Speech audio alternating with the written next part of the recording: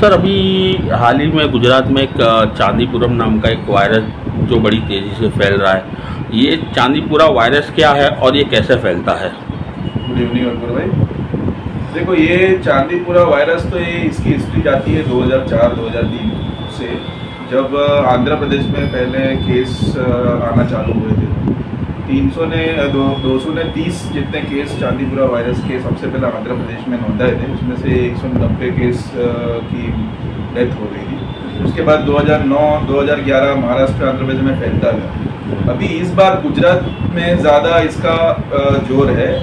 तो ये Chandipura virus exactly क्यों चांदीपुरा वायरस कहते हैं, क्योंकि चांदीपुरा एक गांव है महाराष्ट्र का, जहाँ पे सारे जो गांव के जो घर है वो अपने मिट्टी के लीपण से बने हुए घर है। और आपको मालूम होगा कि लीपण के जो घर होते हैं वो अपने गाय के छाण से बनते हैं। तो ये गाय का छाण जो है ना, उसके अंदर एक सैंड फ्लाई नाम का एक फ्लाई होती है, जिसका लार्वा, जिसके अंडे, उसके लिए एक अच्छा मीडियम है ये छाण। ये इसकी वजह से वहाँ पे ये सैंड फ्लाई बहुत ज़्यादा देखने मिलती है, और ये सैंड फ्लाई के काटने से ये वायरस फैलता है। तो ये इसका नाम इसके लिए चांदीपुरा वायरस रखा गया है। सर ये अभी गांव के बाद शहर में भी ज़्यादा फैलने लगा है, तो ये क्या मक्खियों की वजह से फैलता है कि ये कोई मच्छर है? जो शुरुआत हुई है वो गांव से ही हुई है, लेकिन यहाँ पे अभी ऐसा डॉक्यूमेंटेशन आ रहा है कि जो अपना डेंगू फैलाने वाला जो मॉस्किटो है, एडिस इजिप्टी नाम का, वो भी इसके लिए रिस्पॉन्सिबल अमुक हद तक माना जा रहा है। तो अभी जो सिटी में जो केसेस आ रहे हैं अर्ली मॉनसून में, वो ये सैंड फ्लाई और एडिस इजिप्टी के दोनों के रीजन से फैल रहा है, क्योंकि ये मच्छर एक को काटा, उसके ब्लड में ये वायरस हुआ, फिर दूसरे को काटा, तो ऐसे करके ये फैल रहा है। ये अभी बहुत जल्दी, बहुत रैपिडली अपने गुजरात में फैल रहा है। सर इसके सिम्टम्स क्या है? देखो, चांदीपुरा वायरस अभी इसके लिए डेडली वायरस है, क्योंकि इसका पहले तो टारगेट पॉपुलेशन है बच्चे, और बच्चे जो लगभग 4 महीने से लेकर 15 साल तक की उम्र में ये चांदीपुरा वायरस देखते हैं। ये एक एनकेफेलाइटिस वायरस नाम से जाना गया है, क्योंकि ये है एक आरएनए वायरस जो सबसे पहले अपने ब्लड में इसका वायरल लोड इंक्रीज होता है, और इसके बाद फिर सीधा ब्रेन को इफेक्ट करता है। तो सबसे पहला सिम्टम वायरल इसका पहले 6 घंटे में आना चालू हो जाता है, वो है हाई ग्रेड फीवर। इसका टेम्परेचर बच्चे का 100 के ऊपर रह के 105 तक फीवर जाता है। उसके बाद होता है शुरुआत वॉमिटिंग की।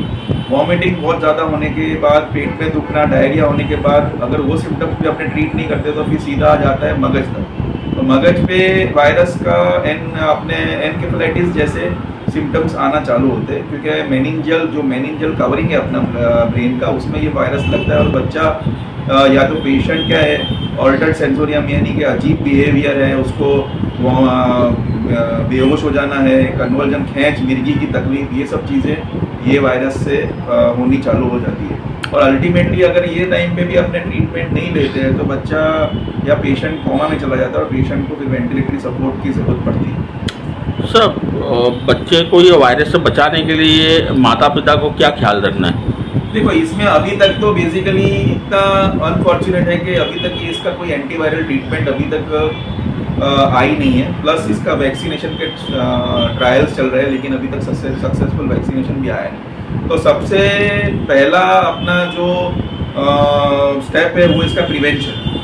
जैसे प्रिवेंशन अपने ने कोविड टाइम पे भी करा, मास्क और हैंड वॉश के द्वारा, ऐसा इसके अंदर अभी क्या है कि जो सैंड फ्लाई का फैलना है, कि सैंड फ्लाई की जगह पे जहाँ जहाँ गंदगी है, जहाँ जहाँ ये लीपण वाले जो घर है वहाँ पे उसको सैनिटाइज करना, उसकी सफाई करना। जहाँ पानी इकट्ठा हो रहा है, जो अपने एडिस इजिप्टी मच्छर जो चोखे पानी में फैलते हैं, तो वो पानी कहीं पे भी इकट्ठा ना हो, उसको साफ करे, उसको ड्राई करे बराबर। बच्चों को फुल स्लीव्स के कपड़े पहनाए, बच्चों को मॉस्किटो रेपेलेंट्स के ये अप्लाई करें।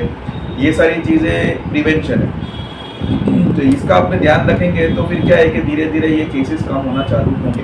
सर देखा जाता है आमतौर पर कि बच्चे को अगर बुखार या खांसी, वॉमिट ऐसा कुछ होता है तो माँ बाप जैसे डोलो वगैरह दे के हो जाते, पर सर ये चीज़ अगर 100 के ऊपर बुखार जाती है तो माँ बाप को क्या करना चाहिए? देखो अभी के सिनारियो में देखते हुए अपने कोई ये वायरस को एक सादा सर्दी का वायरस समझना बेवकूफ़ी होगी, क्योंकि ये वायरस में अगर बुखार 6 से 8 घंटे तक भी अगर 100 के ऊपर रहता है और नीचे नहीं जाता है, ये सिनारियो में पर्टिकुलरली अभी जब चांदीपुरा वायरस फैला हुआ है और सामान्य सिनारियो की बात नहीं करता, तो अपने घर पे इलाज ना करके सादे डॉक्टर को ना दिखा के एक स्पेशलिस्ट चाइल्ड स्पेशलिस्ट पीडियाट्रिशियन के पास जितनी जल्दी हो सके पहुंचे, क्योंकि इसका इंक्यूबेशन पीरियड 24 to 72 आवर्स है। उस पीरियड में ये वायरस के लक्षण बहुत ज़्यादा सीवियर हो जाते हैं और अमुक टाइम के बाद उसका रिवर्स होना मुश्किल है। तो ये चीज़ अगर अपने घर पे ही करते रहेंगे, 1 दिन 2 दिन निकालेंगे, तो अपने डॉक्टर के पास जब तक पहुंचेंगे वहाँ तक वो सिम्टम्स इतने सीवियर हो चुके होंगे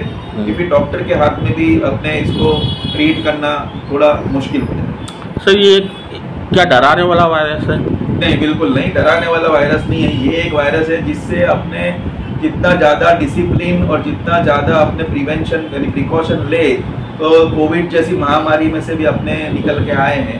तो ये चांदीपुरा वायरस तो एक वेक्टर बॉर्न डिजीज है। अपने वेक्टर का कंट्रोल करेंगे, मतलब सैंड फ्लाई, मॉस्किटोज ने, ये सब गवर्नमेंट इसमें एक्शंस लेगी। प्लस अपने नेबरहुड में, अपने एरियाओं में अपने देखें कि पानी जगह जमा नहीं हो, चोखा ही हो। जहाँ पे ये सब कच्चे घर हो वहाँ पे सैनिटाइजेशन हो। जहाँ हमको आम पब्लिक को जहाँ ये सब चीज़ें दिखे, पानी भरा हुआ, चोखा पानी भरा हुआ, तो वहाँ अपने खुद ही एक्शन ले, खुद ही अपने सफाई करे।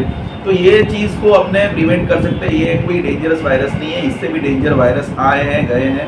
पर ये है कि अपने टाइम बहुत इम्पोर्टेंट है, टाइम का ख्याल रखें, क्योंकि टाइम अगर निकल जाएगा और देर हो जाएगी अपने डॉक्टर को दिखाने से, तो फिर इसका लक्षण हावी हो जाएगी और अपने जान गंवा सकते हैं। सर एक आखिरी सवाल कि क्या सिर्फ ये वायरस बच्चों को जपेट में लेता है कि बड़ों को भी असर करेगा? बड़ों को लेता है, एडल्ट्स और बच्चे। लेकिन बच्चे क्यों अभी केसेस, बच्चे के इतने सीवियर केसेस और डेथ्स क्यों हैं? क्योंकि बच्चों की इम्यूनिटी इतनी डेवलप नहीं हुई है। ये एक आरएनए वायरस है और आरएनए वायरस में क्या होता है कि बच्चों की इम्यून सिस्टम का थोड़ा मैच्योर होना ज़रूरी है, ताकि वो इम्यूनिटी वो आरएनए वायरस को डिटेक्ट कर सके और इसके सामने उसका प्रोटेक्शन कर सके। एडल्ट्स में भी ये इसके लक्षण आते हैं, लेकिन इतने सीवियर नहीं आते, माइल्ड सिम्टम्स आते हैं और इम्यूनिटी अच्छी होने की वजह से उनको ब्रेन में इफेक्ट इतना नहीं होता जितना बच्चों में। Okay, thank you.